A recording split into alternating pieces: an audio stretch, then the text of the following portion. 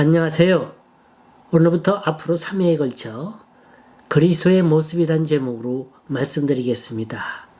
오늘의 본문 말씀은 계시록 1장 12절에서 17절입니다. 몸을 돌이켜 나에게 말한 음성을 알아보려고 돌이킬 때에 7 금촛대를 보았는데 촛대 사이에 인자 같은 이가 발에 끌리는 옷을 입고 가슴에 금띠를 띠고 그의 머리와 털의 희기가 흰 양털 같고 눈 같으며 그의 눈은 불꽃 같고 그의 발은 풀무불에 단련한 빛난 주석 같고 그의 음성은 많은 물소리와 같으며 그의 오른손에 7별이 있고 그의 입에서 좌우에 날선 검이 나오고 그 얼굴은 해가 힘있게 비치는 것 같더라. 내가 볼 때에 그의 발 앞에 엎드러져 죽은 자 같이 되매 그가 오른손을 내게 얹고 이르시되 두려워하지 말라. 나는 처음이요 마지막이니. 우리가 어떤 사람을 부를 때 상황에 따라 그 호칭이 달라집니다. 예를 들어서 여자가 처녀 시절에는 이름을 부르고요. 결혼해서 신혼일 때는 부모님들이 아가야 라고 부릅니다. 그러다가 애를 낳으면 애니야 그러고요. 중년이 넘으면 사모님 혹은 여사님 한 소리를 합니다. 저도 그래요. 교회에서 성도들에게 목사라 불리고요. 애들에게선 아빠요, 아내에게선 남편이라 그럽니다. 또 제가 누군지 모르는 사람은 절더러 사장님 그러고요. 아니면 선생님 그럽니다. 예수님도 살아계실 땐 제자들에게 랍비여 주님 이런 소리를 들었습니다. 그런데 부활하시고 하늘에 올라가신 후엔 그 신분과 위상이 달라졌죠. 이분은 하나님의 아들이었어요. 메시아였고 구세주였습니다. 왕권, 제사장권, 선지자권을 다 쥐고 계신 분이었어요. 예수님이 십자가에 못 박히시고 부활하시기 전 제자들에게 여러 번 나타나셨습니다. 그때 주님의 모습을 설명하길 복음서에선 의심 많은 도마의 입을 빌어서 간접적으로 말하고 있는데 그 손엔 못자국이 있었고 허리엔 창자국이 있었어요. 내가 이걸 만져보지 않고는 주님이 살아계신 건지 아닌지 믿지 못하겠다고 하니까 주님은 그러라고 어디 한번 만져보라고. 허나 보지 않고 만지지 않고 믿는 자가 더 복되도다 그러셨습니다. 오늘 본문은 계시 가운데 나타난 그리스도의 모습을 설명하고 있어요. 사도 요한도 도마처럼 부활하신 후 아직 승천하시기 전에 주님의 모습을 본 적이 있습니다. 요한복음의 마지막 장인 21장에 보면 디베라 바닷가에서 주님을 만났을 때가 아마도 개인적으로 만나는 마지막이 될 겁니다. 이때는 설마 주님이 살아서 오셨으리라고는 생각지 못했어요. 그 당시 7명의 제자들이 고기를 잡고 있었는데 그물을 오른편에 던지라고 말씀하신 이분이 주님인 줄 몰랐습니다. 그런데 그물을 던지고 걷어 올리고 보니까 글쎄 고기가 153마리나 잡았다는 거예요. 이 기적의 현장을 통해서 주님을 제일 먼저 알아본 사람이 바로 사도 요한입니다. 여기서 알아봤다는 말은 믿음의 눈으로 봤다는 얘기입니다. 그로부터 약 50여 년이 흘렀을까요?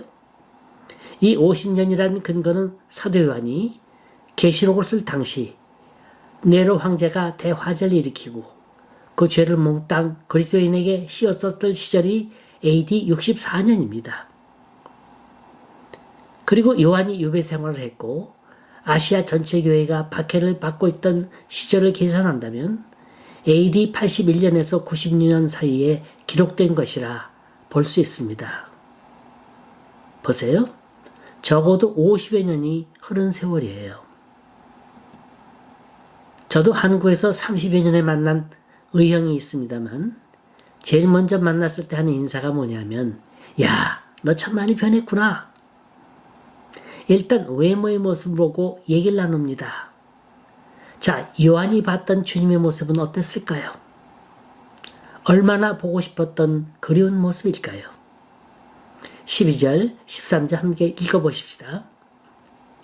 몸을 돌이켜 나에게 말하는 음성을 알아보려고 하여 돌이킬 때에 7 금촛대를 보았는데 촛대 사이에 인자 같은 이가 발에 끌리는 옷을 입고 가슴에 금띠를 띠고.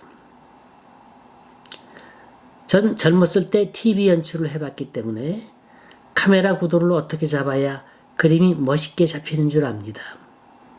그러니까 이 장면은 어떤 배경을 깔아야 전체 그걸 살릴까 대충 답이 나옵니다. 지금 사도 요한이 본 예수님의 모습은 분명히 뒤에 어떤 배경이 깔려 있는데 이게 의미심장한 거예요. 제일 먼저 눈에 들어오는 게 뭡니까? 7 금촛대예요. 예수님께서 그 7 금촛대 사이에 계신 거예요. 자, 중요한 건 이 7 금촛대가 뭐냐는 거예요. 구약성경 레위기 24장에 보면 성전에 금 등잔대가 나옵니다. 이 금 등잔대는 7가지로 되어 있는데 몸통은 하나예요. 기름을 담은 그릇에서 기름이 흘러서 등불을 밝히는 겁니다. 이 등잔은 성전에 임할 성령의 역사를 나타냅니다. 하나님의 성전은 항상 하나님의 성령의 능력이 흐르며 하나님의 말씀을 밝히는 일을 해야 합니다. 그런데 여긴 7개의 금촛대예요. 이 금촛대가 여기저기 세워져 있는 거예요. 그 사이에 인자 같은 분이 서 계셨어요. 이 금촛대는 20절에 7 촛대는 7 교회니라 이렇게 분명히 밝히고 있습니다. 또 인자 같은 분이 누구예요? 예수님입니다. 50년 전 하늘에 올라가실 때의 그 장면과는 완전히 다릅니다. 그 신분과 위상이 달라져도 그렇게 달라질 수가 없어요. 감히 어떻게 표현할 수가 없었어요. 너무나 엄숙한 거예요. 말로 표현할 수 없을 만큼 거룩한 거예요. 인자 같은 분이 아마도 요한이 사용할 수 있는 최고의 표현일 겁니다. 촛대가 뭐예요? 빛을 밝히는 거예요. 교회란 빛과 소금의 역할을 하는 게 교회입니다.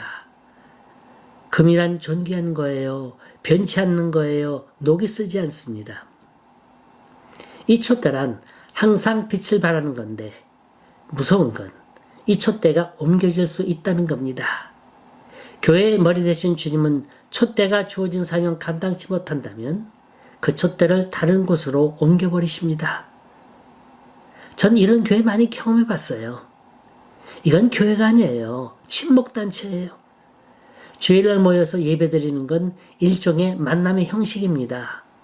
예배가 끝나면 골프 치러 가요, 포코노를 해요, 마작을 해요, 바둑을 둡니다. 이러니 그 교회 남겨두시겠어요? 그래서 그 교회 문을 닫고 말았습니다. 어느 교회도 예외가 없어요. 교회가 맨날 쌈박질이나 하고 내 편이니 내 편이니 편가름하기나 한다면 그 속에 성령은 이미 떠나고 마는 거예요. 그럼 그 교회 문은 닫는 거예요. 모름지기 교회는 진리의 등대, 말씀의 등대가 되어야 한다는 걸 잊지 마시기 바랍니다.